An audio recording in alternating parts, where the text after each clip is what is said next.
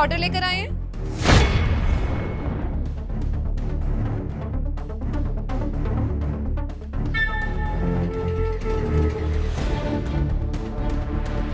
अच्छा, इसमें स्पून्स और टिश्यूज है ना? क्या हुआ अंकल, आप ठीक तो है ना?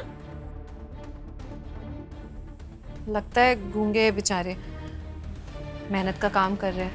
अच्छा अंकल जी, आप मुझे कोई स्कैनर दे दीजिए, मैं आपको ना ऑनलाइन पेमेंट कर देती हूँ। वो आपने ऑनलाइन पेमेंट ऑलरेडी कर दी थी ना मैडम, पेमेंट हो गई। आप बोल सकते हैं? लेकिन मुझे तो लगा था कि आप गूंगे हैं। अभी तो आप कुछ भी नहीं बोल रहे थे, ऐसा लग रहा था कोई गूंगा है मेरे सामने, लेकिन एकदम से अंकल क्या हुआ था? अभी आप थोड़ी देर पहले बोल क्यों नहीं रहे थे फिर? वो मैडम ना, मेरा मौन व्रत था। मौन व्रत? इस समय मौन व्रत कौन रखता है? वो क्या है ना मैडम कि नवरात्रि आने वाले हैं ना, मैं नवरात्रों से ना 10-15 दिन पहले ना मौन व्रत की प्रैक्टिस करना शुरू कर देता हूँ। तो इसीलिए मैंने आज मौन व्रत रखा था दोपहर 12 बजे से ना शाम को 7 बजे तक। तो क्या है कि 7 बजे के बाद मैं मौन व्रत तोड़ देता, तो अचानक मुझे लगा कि 7 बज चुके हैं, इसलिए मैंने मौन व्रत तोड़ दिया। बस इतनी सी बात थी। मैंने तो ऐसा कुछ नहीं सुना कि नवरात्रों में मौन व्रत रखा जाता है। खैर छोड़िए, सबकी अपनी अपनी श्रद्धा। आप कह रहे हैं तो क्या पता होगा, आपकी कोई मन्नत होगी जिस वजह से आपने मौन व्रत रखा होगा, हो सकता है। चलिए ठीक है। एक मिनट ज्योति, एक बार खाना चेक तो कर लो, खाना पूरा है भी या नहीं, कहीं ये खाना झूठा तो नहीं है? अरे तुम कैसी बात कर रहे हो? ऑर्डर तो सही होगा और झूठा क्यों होगा? इतनी बार ऑर्डर मंगाया है, कभी भी हमारा खराब ऑर्डर नहीं आया, और झूठा क्यों ही करेंगे ये ऑर्डर? कैसी बात कर रहे हो तुम भी? अरे फिर भी एक बार मेरे कहने से चेक तो कर लो। अच्छा ठीक है, तुम इतना कह रहे हो तो मैं चेक कर लेती हूँ। तुम भी ना।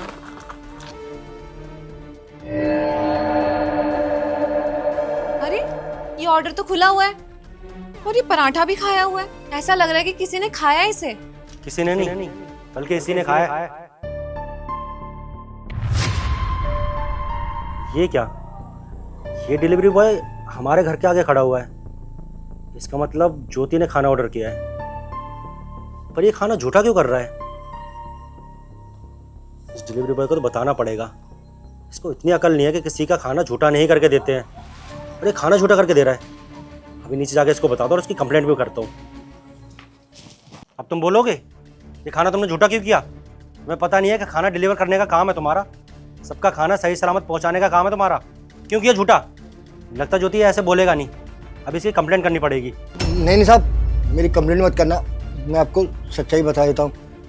साहब, मैंने आज से पहले कभी किसी का भी ऑर्डर झूठा नहीं किया, पहली बार ये मुझसे गलती हुई है साहब। मैडम जी माफ़ कर दीजिए, मेरी मजबूरी थी, इसलिए मैंने थोड़ा सा खाना खा लिया था। मजबूरी? कैसी मजबूरी कि कस्टमर को खाना झूठा करके दो? क्या ना साहब, मेरे पास खाने के पैसे नहीं थे, 2 दिन हो गए साहब, मैंने कुछ नहीं खाया था, बहुत कमजोरी महसूस कर रहा था। अगर मैं खाना नहीं खाता तो शायद चक्कर खा के गिर जाता, बेहोश हो जाता। भूख बर्दाश्त नहीं हुई, बस अपने आप को रोक नहीं पाया और आपका खाना झूठा कर दिया। हाँ वो बात तो ठीक है अंकल जी, लेकिन आप जॉब करते हैं, सैलरी तो मिलती होगी ना आपको, तो आप खाना तो खा ही सकते हैं ना पैसों से। सही कह रहे हो साहब, वाकई में कमाता हूँ, लेकिन सच्चाई ये है कि जो भी कमाता हूँ ना, वो मेरी पत्नी के इलाज में खर्च हो जाता है। कहने साहब कोई छोटी मोटी बीमारी नहीं है मेरी पत्नी को, कैंसर है। और आप तो जानती हैं कि कैंसर का इलाज आसान नहीं होता साहब, दवाइयाँ बहुत महंगी होती है। तो एक डिलीवरी वाला इतने पैसे कहाँ से लाएगा साहब? रोटी खाएगा या पत्नी का इलाज कराएगा? तो साहब मेरी पत्नी के इलाज में दिक्कत आ रही थी, तो मैंने फैसला किया साहब कि कुछ भी हो, मैं अपनी पत्नी के इलाज को रुकने नहीं दूंगा, चाहे कुछ भी हो जाए मेरे साथ। इसलिए अपना पेट काटना पड़ा मुझे। नहीं खाता था रोटी, बस पैसे इसलिए इकट्ठे करता था कि पत्नी की दवाई खरीद सकूं साहब।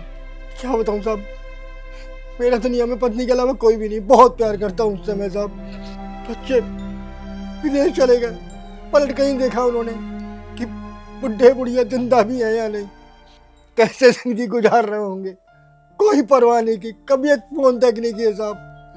बस बूढ़े मियाँ बीवी एक दूसरे का सहारा थे। और फिर ऐसी बीमारी लग गई मेरी पत्नी को तो ऐसे लगा कि उसे कुछ हो गया तो मैं कैसे जीऊंगा साहब। तो बस किसी तरीके से उसे जिंदा रखने की कोशिश कर रहा हूँ, ये कोशिश कर रहा हूँ कि वो ठीक हो जाए। तो बस उसके इलाज के लिए पैसे जमा कर रहा था, इसलिए भूख बर्दाश्त कर रहा था साहब। लेकिन जब खाना मेरे हाथ में था ना साहब, तो बर्दाश्त नहीं हुई भूख, और मैंने अनजाने में खाना झूठा कर दिया। लेकिन साहब मैं कसम खाता हूँ, मैंने आज से पहले कभी ऐसा नहीं किया। ये मेरी आखिरी गलती है साहब, मेरी शिकायत मत करना साहब।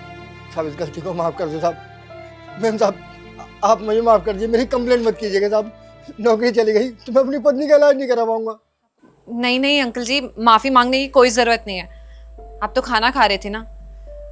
लेकिन ये जो भी आपका तरीका था ना, बिल्कुल गलत था।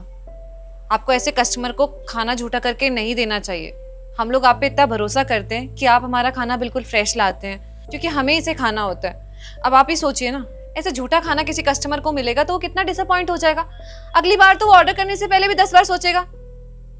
मैं आपकी परेशानी समझती हूँ, आपने काफ़ी दिन से खाना नहीं खाया इसलिए आपको भूख लग गई थी। लेकिन आप मुझसे डायरेक्टली भी मांगते ना, तब भी मैं आपको खाने के लिए दे देती। ये लीजिए। लेकिन मैम साहब इस खाने पर तो आपके पैसे लगे ना, उसका क्या? कोई बात नहीं अंकल जी, हम दोबारा ऑर्डर कर लेंगे।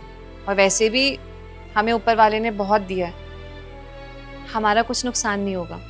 लेकिन अगर ये खाना आप नहीं खाएंगे ना, तो शायद आपकी तबीयत खराब हो सकती है। आप इसको खा लीजिए। वैसे अंकल जी एक बात बोलूं, इंसानों की ज़िंदगी में परेशानियां तो आती जाती रहती है, परिस्थिति चाहे कोई भी हो, लेकिन इंसान को ना हमेशा ईमानदारी से काम करना चाहिए। ईमानदारी से करा हुआ काम ना हमेशा अच्छे फल ही देकर जाता है।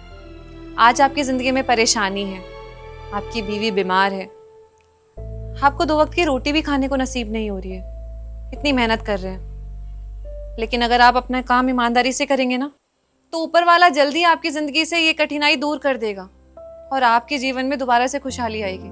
बस ऊपर वाले पे विश्वास रखिए और ईमानदारी से अपना काम करिए। सनी। हाँ 1 मिनट, ये लो। अंकल जी ये लीजिए कुछ पैसे। कोई बात नहीं अंकल जी, रख लीजिए। ये पैसे आप अपनी बीवी के इलाज में लगाइएगा। और हमारा ना एक एनजीओ है जिसमें हम वृद्ध लोगों की मदद करते हैं, जो भी बीमार परिवार है, जिनके पास इलाज कराने के पैसे नहीं है, उन लोगों की हेल्प करते हैं। आप हमारे एनजीओ से जुड़िए, हम आपकी वाइफ का इलाज भी करवाएंगे और वो जल्दी स्वस्थ भी हो जाएगी। धन्यवाद मैम साहब, धन्यवाद साहब। आप जैसे लोग आजकल की दुनिया में कहाँ मिलते हैं साहब। भगवान आप दोनों को खुश रखे, दुनिया की सारी खुशियाँ आप दोनों को मिले। ना हम जैसे गरीबों की कौन मदद करता है। मैं आप लोगों का एहसान कभी नहीं भूलूंगा। धन्यवाद। ठीक है अंकल जी।